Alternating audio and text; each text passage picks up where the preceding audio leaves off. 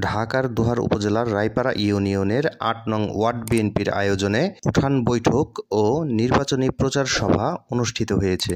শনিবার ২২ নভেম্বর বিকেলে রায়পাড়া ইউনিয়নের রায়পাড়া এলাকার মোল্লাবাড়িতে এই উঠান বৈঠক অনুষ্ঠিত হয়।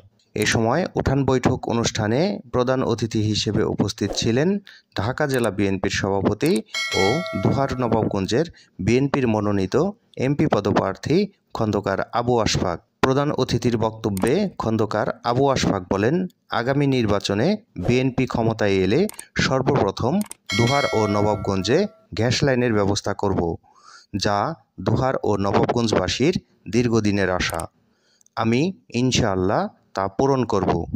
তিনি আরও বলেন, দোহার উপজেলার সরকারি হাসপাতাল যা এখন 50টি বেড রয়েছে, যদি আমি ধানের শীষ প্রতীক নিয়ে আপনাদের ভোটে জয়যুক্ত হতে পারি তাহলে 50 বেডকে বাড়িয়ে 100 বেডের ব্যবস্থা করব।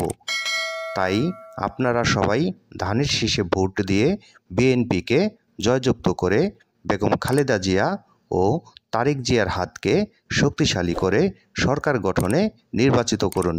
এ সময় রায়পাড়া ইউনিয়ন ৮ নং ওয়ার্ড বিএনপির সভাপতি মোহাম্মদ বিল্লাল হোসেন এর সভাপতিত্বে অনুষ্ঠানে উপস্থিত ছিলেন দোহার উপজেলা বিএনপির সাধারণ সম্পাদক মাসুদ পারভেজ, সাংগঠনিক সম্পাদক সেন্টু ভূঁইয়া, সহসভাপতি তৌহিদুর রহমান, রায়পাড়া ইউনিয়ন বিএনপির সভাপতি আমির শিকদার, সাধারণ সম্পাদক মোহাম্মদ মুকুল তালুকদার, দোহার উপজেলা স্বেচ্ছাসেবক দলের যুগ্ম সাধারণ সম্পাদক বিকাশ কুমার সরকার, দোহার উপজেলা ছাত্র দলের সাবেক সিনিয়র সহসভাপতি মোহাম্মদ সুহেল রানা, রায়পাড়া ইউনিয়ন যুব দলের সাধারণ সম্পাদক মোহাম্মদ আজমির হোসেন, দোহার উপজেলা স্বেচ্ছাসেবক দলের যুগ্ম আহ্বায়ক মোহাম্মদ রমজান খান, যুবদল নেতা কাজী মাহবুবুর রহমান, রায়পাড়া ইউনিয়ন বিএনপির যুগ্ম সাধারণ সম্পাদক মোহাম্মদ নাসির হোসেন, দোহার উপজেলা ছাত্র দলের সাংগঠনিক সম্পাদক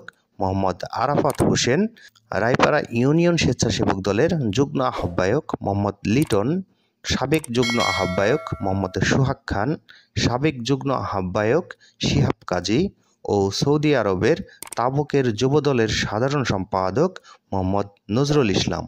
এছাড়াও রায়পাড়া ইউনিয়নের ৮ নং ওয়ার্ড বিএনপির সাধারণ সম্পাদক মোহাম্মদ রেজাউল হক এর সঞ্চালনায় সার্বিক সহযোগিতায় ছিলেন বিএনপি নেতা মোহাম্মদ রমজান মোল্লা, বিএনপি নেতা মোহাম্মদ লুৎফর রহমান, বিএনপি নেতা মোহাম্মদ বাদশাহ ও বিএনপি নেতা মোহাম্মদ ইদ্রিস সহ আরও অনেকে।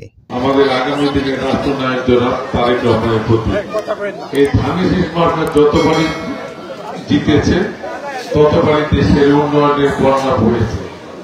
ধানের শীষ ছাড়া অন্য কোনো মার্কা যখন দেশে ক্ষমতায় আসছে বা ক্ষমতা দখল করেছে ততবারই কিন্তু দেশের সম্পদ লুট হয়েছে, দেশের অর্থনীতি লুট হয়েছে। সুতরাং দেশের উন্নতি যদি করতে হয়, দেশের মানুষের ভাগ্যের পরিবর্তন যদি করতে হয়, তাহলে ধানের শীষের বিকল্প অন্য কোনো মার্কা আর নাই। আমাদের দেশে কিন্তু অনেক উন্নত, আমাদের এলাকায় গ্যাস নেই। ইনশাআল্লাহ বিএনপি ক্ষমতা আসলে প্রথমেই আমরা দোহার-নবাবগঞ্জে গ্যাস আনব।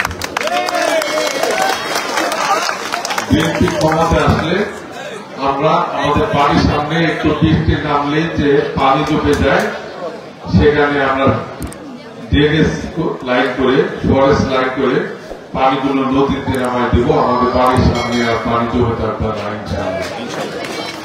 একটি মাত্র সরকারি হাসপাতাল যেখানে ঢুকলে দুর্গন্ধ বের হয়, মানুষ থাকা জায়গা পায় না, মেঝেতে শুয়ে থাকে, সেখানে আমরা উন্নত মানের হাসপাতাল 50 বেড থেকে 100 বেডে উন্নত করবো ইনশাআল্লাহ।